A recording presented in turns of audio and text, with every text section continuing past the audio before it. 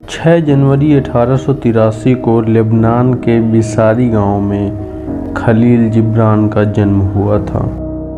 जब वे 12 वर्ष के थे तो गरीबी के चलते वे अपने परिवार के साथ 1895 में अमेरिका चले गए थे। एक लेबनानी अमेरिकी कलाकार, कवि और लेखक युवा खलील ने बड़ी सरलता से अंग्रेजी भाषा पर अपनी पकड़ बना ली।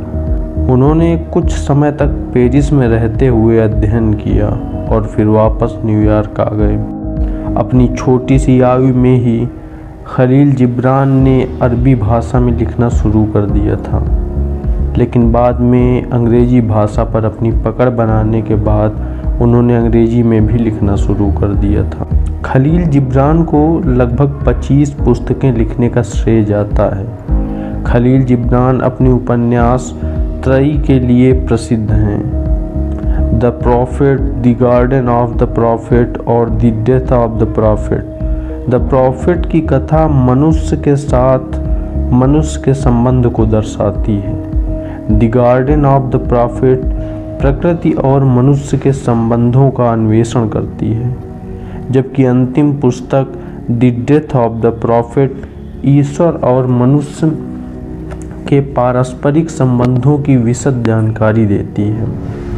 ये तीनों पुस्तकें मनुष्य को जीवन की श्रेष्ठता की सीख देती हैं। खलील जिब्रान मुख्य रूप से 1923 में लिखी गई अपनी पुस्तक द प्रॉफिट के लिए जाने जाते हैं, जिसकी केवल अंग्रेजी भाषा में ही 20 लाख से अधिक प्रतियां बिक चुकी हैं। इस पुस्तक को अब तक लिखी गई सभी आध्यात्मिक पुस्तकों में विश्व स्तर पर सबसे अधिक सराहा गया है। लाओ त्सू और शेक्सपियर के बाद खलील जिब्रान को विश्व में सबसे अधिक पढ़े जाने वाले कवि लेखक के रूप में जाना जाता है।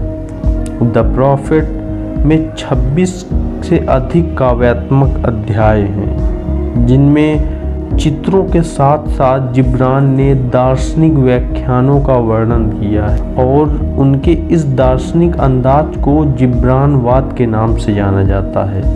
देवदूत, जिसने विदेशी नगर में 12 वर्ष बिताए हैं, वह अपने जहाज पर सवार होने वाला है जो उसे उसके घर ले जाएगा, लेकिन तभी उसे लोगों के एक दल ने रोक लिया है, जिन्हें उसने जीवन के रहस्यों से अवगत कराया है।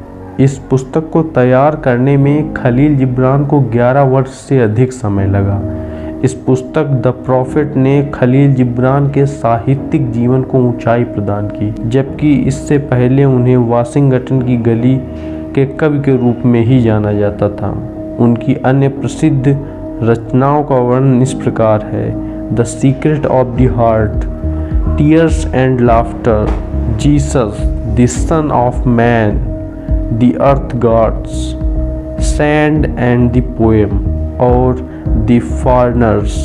जब खलील जिब्रान केवल 48 वर्ष के थे, तब 1931 में जिगर यानी लीवर की बीमारी के कारण उनकी मृत्यु हो गई। उनकी मृत्यु के पश्चात उनके पार्थिव शरीर को लेबनान वापस भेज दिया गया और वहीं उनका अंतिम संस्कार किया गया।